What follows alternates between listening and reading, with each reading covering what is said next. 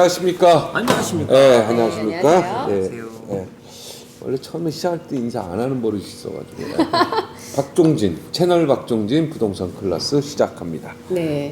이번 주제에 대해서 좀 이야기를. 네, 지난번에도 한번 잠깐 외국인들 얘기했었거든요. 네. 이제 프랑스 대사관 얘기도 했었는데 어쨌든 부동산 매입에 외국인들이 많이 앞장서고 있는데 요즘에 또 다시 또 많이 매입을 하고 있다고 하는데 이게 문제는 이제 투기적으로 하니까 문제인 것 같아요. 네. 그 이렇게 사람들 되면, 입장에서는 네. 투자일 수밖에 없죠. 네. 네. 투자죠, 투자인데 네. 어떻게 보세요, 선생님? 질문을 못 들었어요. 그러니까 외국인들이 많이 지금 투기적으로 할 정도로 매입을 하고 있어요. 그게 긍정적인. 그러니까 우리나라 정부의 좀 허점 아니에요? 외국인들한테 이렇게 되는 거는? 그죠? 그런 면이 내가 외국인이라 해도 무조건 사죠. 왜? 그냥 이 오를 수 사람들 있으니까. 못 사니까. 무조건 오를 것. 아니 국내 사람들한테 이렇게 대출 규제 해놓고 그 외국인들은 자기네 외국계 은행에서 얼마든지 대출이 가능하거든. 그렇죠. 무조건 받아서 무조건 이건 오를 게 뻔한 네. 뻔짜거든. 네. 네. 그러니까 이것까지도 정부가 생각을 해야 돼요. 아니면 외국인한테 부동산을 사지 못하게 막든가. 네. 근데 투자를 금지시키면요.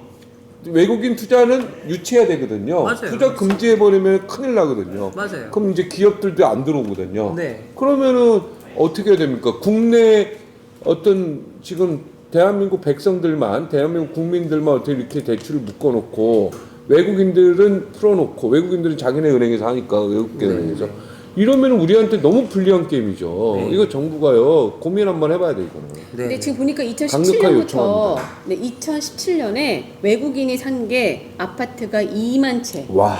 그래서 와우. 7조가 넘는 금액을 들였고요. 네. 올해 2020년 코로나 19임에도 불구하고 작년 대비 거의 30%, 27% 늘었다고 하는 거죠. 이렇게 계속 가면 어떤 현상이 나오냐? 외국인들이 우리나라 부동산 아파트 다 소유하고 우리는 전부 월세 전세 자는 국민이 되는 그러니까 결국에는 이제 사실 중국 사람들이 무서운 게 네. 캐나다 밴쿠버도 그렇고 미국에서 가서도 그렇고 사들이죠. 대부분 다 사들인 게 누구였어요? 네. 중국인들이었죠. 돈을 그러니까 모아서. 제주도 같은 경우도 많이 올랐던 게 돈을 모아서. 대부분 중국인들이잖아요. 네. 다 샀죠. 그러니까 지금 결국에는 그게 이제 서울로 우리나라 땅의 주인들은 다 왕서방. 왕서방? 우리 아들 망실래. 아니 하물며 백화점에 있는 무슨 명품 백들도 싹 사가잖아요. 우리가 할인할 때 그죠? 네. 아니, 우리는 뭐, 월세 살고. 아니 뭐 이게 진짜 좀 이거 정부가 고민 좀 해봐야 되겠는데 어떻게 생각하세요? 저는 외국인들이 벌써 2만 채 샀대 2만 채. 그러니까 그것도 사실은 강남 쪽에 2017년. 집중돼 가지고 사거든요. 2017년 3년 전에. 그러니까 부동산 거래가 지금 어찌됐건 자유화돼 있잖아요. 뭐 예를 들어서 베트남이나 이런 나라들은 뭐 외국인이 어떤 걸 살 때 뭐 꼭 외국인을 같이 껴서 하든지 아니면은 이제 장기 렌트 형태로 장기 임대 형태로 하는데 우리나라나 일본 같은 경우 특히 이제 미국도 그렇지만 영구 취득이 가능하다는 얘기죠. 네네네. 네. 그러다 보니까 결과론적으로 이 영구 취득 대상을 제한할 것이냐 말 것이냐를 놓고 봤을 때 우리나라 민주주의고 자유시장 경제인데 제어할 명분이 사실 딱히 없어요.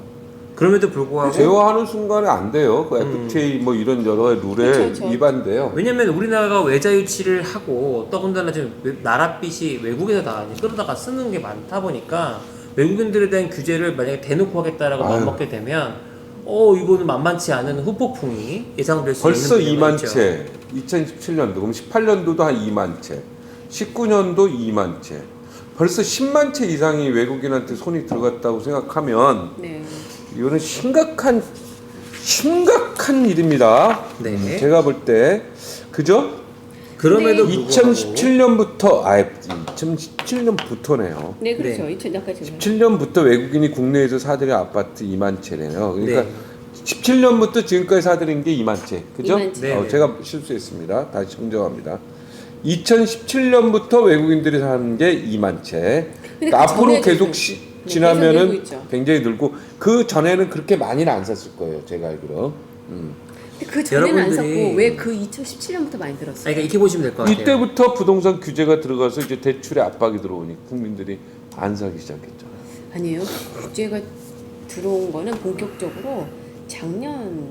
그러니까 왜냐면 작년에 제가 아는 지인 2명이 한 명은 도곡동에, 한 명은 송파에다 집을 샀어요. 근데 딱 그들이 규제가 딱 발표나기 직전이었어요. 네, 그러니까 정말 그들은 그 한 1년도 안 된 그 지금 시간에 몇 억씩 오는 거죠. 한 명은 그 도곡동은 무려 10억 정도 올랐어요. 와. 그 사람들이 중국 사람이었습니까? 아니 한국 사람인데, 한국 그러니까 어쨌든 그래서 2017년이 뭔가 좀 어떤 이슈가 있었나 갑자기 그냥 궁금해. 그러니까 사실은 제가 보기엔 그건 큰 그러니까 숫자의 의미라기보다는 네. 그 제주도의 땅을 사들이던 중국인들이 네. 이제 서울로 올라왔다. 예, 그런 흐름이 하나 있고요. 제주도에서 한번 맛을 봤기 때문에. 예, 그다음에 또 한 가지는 그렇게 오는 세력 말고요. 한국에 거주하시는 이제 외국인들, 특히 이제 우리 대림동이나 네. 이제 구로동이나 가리봉동 가시면 이제 중국어 간판을 많이 볼 수 있잖아요. 그렇죠. 그러니까 중국인들이 이제 매입을 한 아파트나 이런 것들이 그들이 이제 실제로 거주하고 상업 활동을 하는 지역의 아파트들도 꽤 많아요. 그러다 보니까 저는 이걸 어떻게 보냐면 조금 이게 호들갑스러운 시각보다는 그냥 자연스러운 시각으로 보는 게 맞지 않냐. 근데 여기에 이제 어떤 흐름이 있었냐면 사실 빌딩 시장은요. 뭐 외국인 투자자들이나 외국계 펀드가 갖고 있는 게 대다수예요. 그렇긴 하죠, 빌딩. 네. 그게 이제 왜 아파트 시장까지 내려오는 흐름이 됐냐라고 놓고 보면 이게 이제 아까 말씀하신 것처럼 실질적으로 부동산 투자라는 기준에서 선수들이 대출을 사용하지 못해서 쉽게 말하면 줍줍 할 수 있는 물건들이 많이 나온 거죠.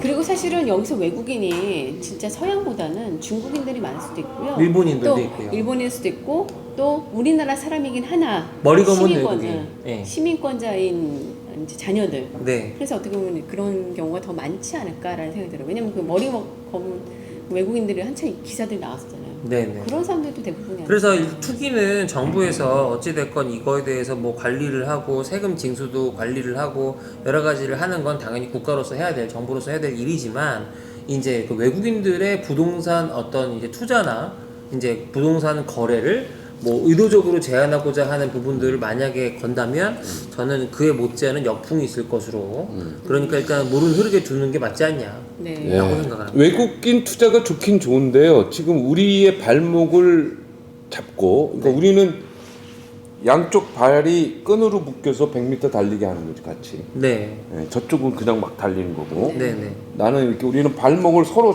이렇게 이인삼각. 연결해서 이인삼각을 하고 있으니 네. 이렇게 되면 특히 저는 중국이 제일 두렵거든요. 네. 중국 돈이 그렇죠. 굉장히 두려운데 중국 돈이 들어 서울 강남이나 이런 데 다 사면 결국은 중국 사람만 돈 다 버는 거죠. 그리고 또 실질적으로 유학생들도 많아요. 네, 유학생들도 중국 많이 유학생들. 사요. 그러니까, 네. 근데 굉장히 겁나네요. 네. 외국인 투자가 몰려오는데 거기에 이제 부동산 강남 아파트 실거주용으로 들어올 경우 과연 어떻게 할 것인지 지금 굉장히 지금 그걸 불안해요. 전세를 만약에 전세보다는 월세로만 놓고 렌트를 한다면 이제 결국에는 이제 우리는 더 갈 곳이 없을 우리는 수 이제 있죠. 월세 인생 사는 거죠, 강남에서. 네. 여기까지도 좀 생각을 하셔야 되는데. 네. 그러니까 정부에서 지금 부동산 정책이 좀 안정화가 되고 그 안정화가 되는 흐름 가운데서 자연스러운 현상으로 이게 이제 정화가 되기를 기대해 봐야죠. 네. 네. 알겠습니다. 고맙습니다.